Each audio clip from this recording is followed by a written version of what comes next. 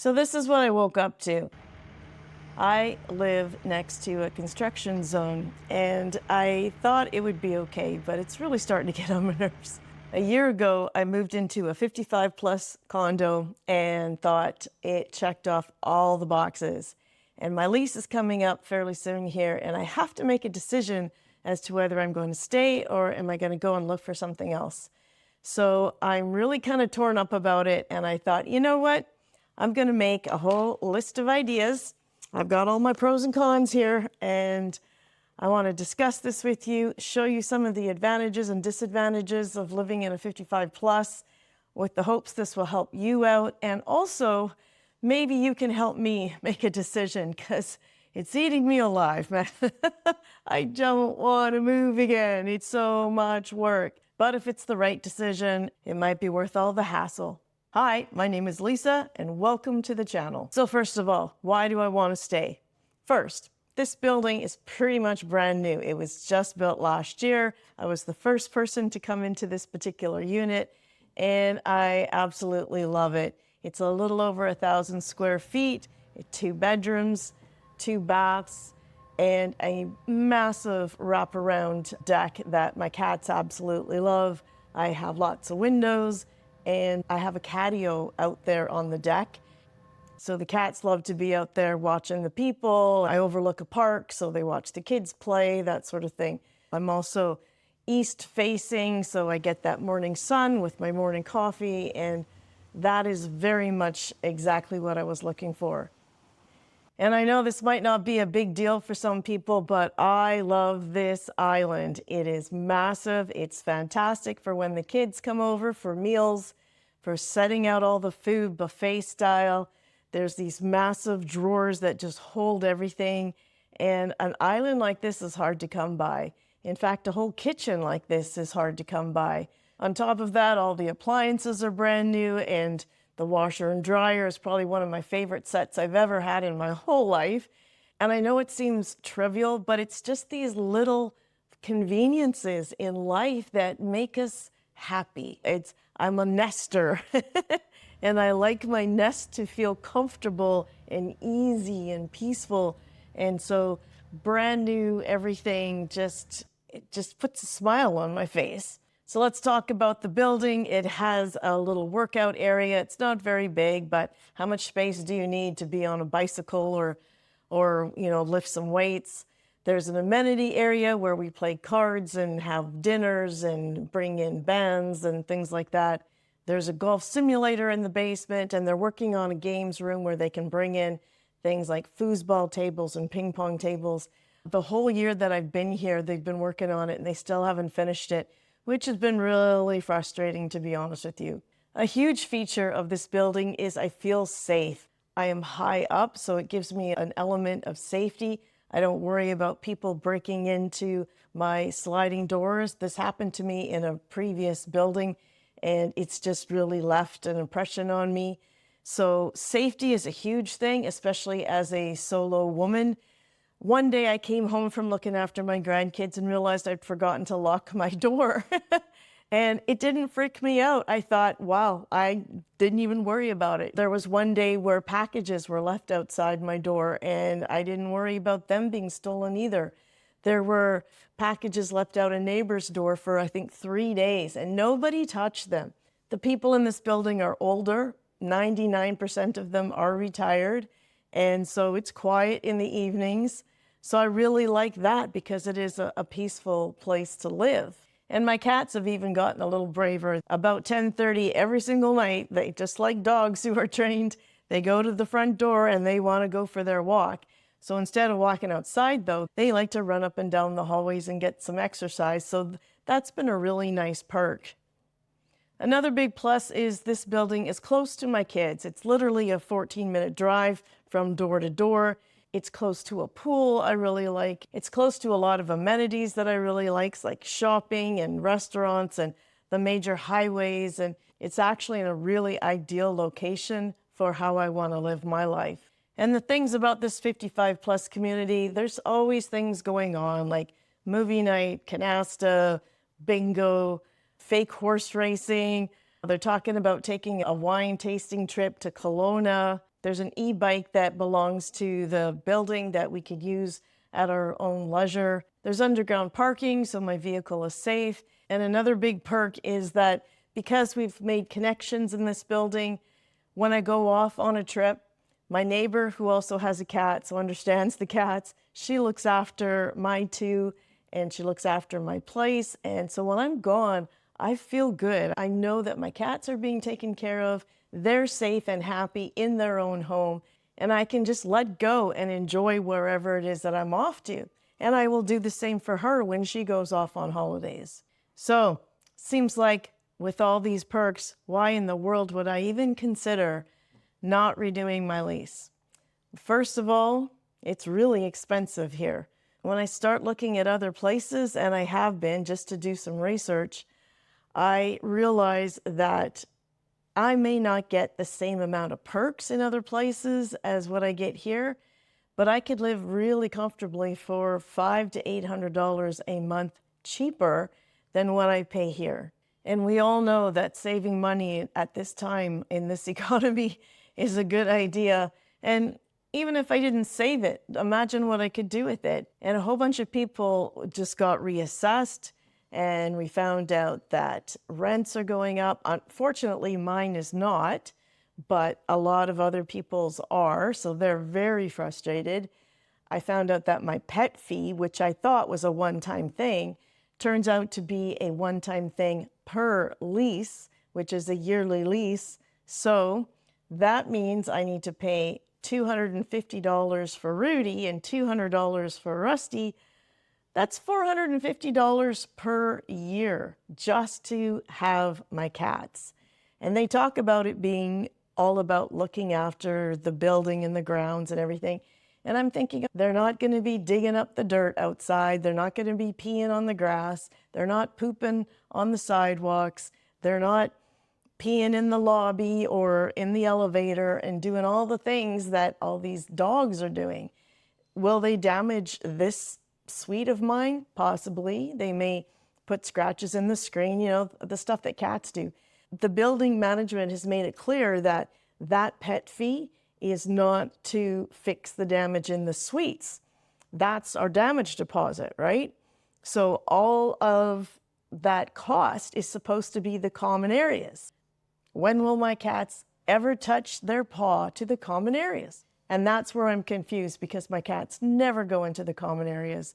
So I don't understand why I'm helping to pay for them. One of the features of this place that really bothers me is that I have the 2 bedrooms, so obviously the 1 bedroom I sleep in, but the other bedroom I use it for a storage / office / cat box area. So while I'm sitting in my office, I'm sharing it with the cat boxes, and that is not necessarily a pleasant thing. It would be really nice to move into an area where I had like a den, where I could turn the den into a cat box storage area that was away from everything else. And I know that seems like such a trivial thing in the big scheme of things, but it's my home and I want to make it as comfortable as possible. And to be honest with you, I found another place not too far from where I am now that has the big decks, just as big as the deck I have, but it's all enclosed in. It kind of reminds me of these sunrooms, except it's off a deck in a condo. And I'm thinking the cats would love it out there, and I would just have to open my door, my sliding door, and let them out. And I would never have to worry about them jumping off the railing, and falling to their deaths. And on my grandkids too, when they visit, every time they go out onto my deck, which they love, then I'm always like heart palpitations, worrying about them climbing up on the railing and stuff too. And in an enclosed deck like that, they would be safe. And it's kind of like an extra space that is livable, right? Not just in good weather. So that really appeals to me. There's another cool feature to this building that I'm looking at, and it has an amenity room that you can sign out, and there's a pool table in there and a full-on kitchen and a TV and lots of chairs and couches and stuff. And the thing is my son is really allergic to my cats, and he's always got to fill up on these like antihistamines like Claritin in order just to survive the visit. And so I always feel bad about that. So if we had an amenity like that, we could all visit there. And then my grandchildren are not terrorizing my cats and my cats aren't terrorizing my son, right? Another amazing feature of the place I'm looking at is it overlooks like a forest type area. And so I don't know if the cats would be more happy watching the birds and so forth in a forest or watching all the people. But I'll tell you what, this is what I woke up to this morning.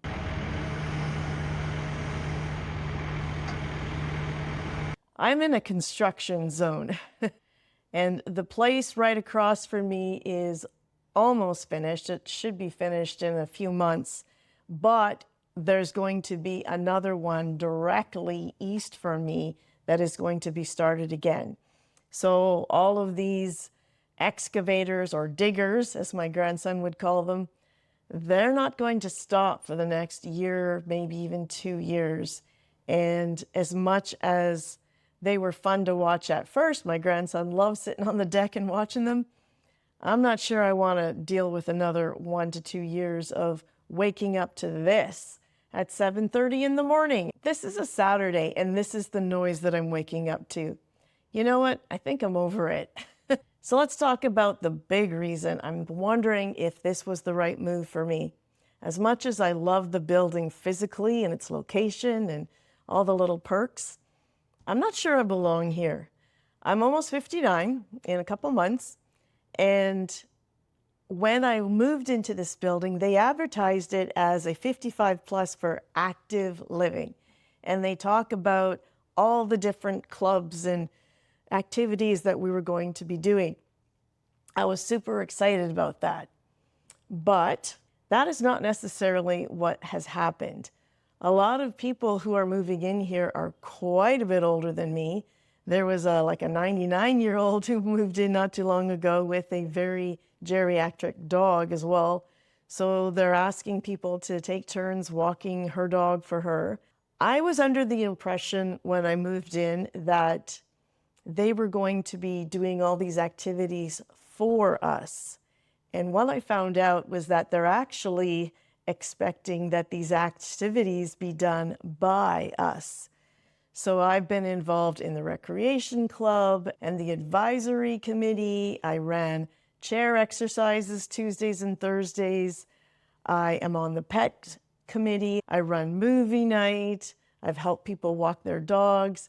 And as much as I thought, okay, this is cool because I'm socially active and getting involved with the community and stuff, I'm a little over it because I just want to do me, you know?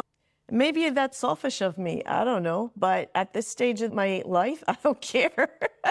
I want to live my life the way I want. And by the time I look after my grandkids, I mean, I'm exhausted by the end of the day. So knowing that I now have to type up committee notes or facilitate movie night, I just feel like I want freedom. I didn't sign up for commitment. I'm a little commitment phobic these days. I don't want to be in a relationship. I don't want to be on any committees. I just want to do whatever I want to do when I want to do it, right? Because really, isn't that what retirement is all about? I think living in this building is kind of like cutting into that lifestyle that I was looking for. I kind of even see this as I'm having a relationship with this building. And is it enhancing my life or is it kind of taking away from my life? And right now I feel like different parts of it are definitely taking away from my life. Too many of the tenants, they have too much time on their hands, and what do they tend to do is sit around, drink coffee, and complain. So I find that negativity really frustrating, and it's not the vibrant kind of happy energy that I was hoping to move into. And so because I'm a little frustrated with the negative energy of the tenants and the amount of responsibility they're trying to put on us as tenants, I find myself backing away and not engaging as much as I used to. I even think that I should just treat this building as my home and not necessarily like a community anymore. It's just an apartment and I just come and go as I want, right? But if that's the case, it's a very expensive apartment. And on top of that, maybe I'm feeling like I'm taking a space that somebody else older than me has more time on their hands, would be able to engage with these committees and stuff more so than what I'm willing to do. I did it for my first year and I'm passing it off. Here you go. Somebody else can do this now. And I just want to live my life, right? I love engaging with you on YouTube. I love looking after my grandchildren. I love to travel. I like to explore my new city. And I don't want to have to deal with a bunch of politics and committees and organizing responsibilities. But maybe there's someone out there who does want to do that, and I'm living in their space right now. I can't brush that feeling off me. But at the same time, I am 59 and it's a 55 plus, so I have every right to live here. So this is my dilemma, and I only have 2 weeks to make a decision, and I'm kind of losing some sleep over it because I really don't want to move. It's so much work, even just little things like changing up the mail, and it's just not even my mail, it's all of my mother's mail stuff as well. So I keep thinking maybe I should just spend one more year here and just let things settle and enjoy the summer, because if I'm moving, then there goes the summer again. And I'm even going on a cruise this summer, so working around that would be a logistic nightmare. But like I said, if it's the right move, all of the hassle, all of the expense will be worth it. So please tell me what you think. I only have 2 weeks to make up my mind, and I would so appreciate any feedback that you have so I can add to this wonderful little list of mine. Thank you so much for listening, and thank you for any comments that you happen to put in below to make me think one way or the other. And above all, thank you so much for watching. Have a wonderful day.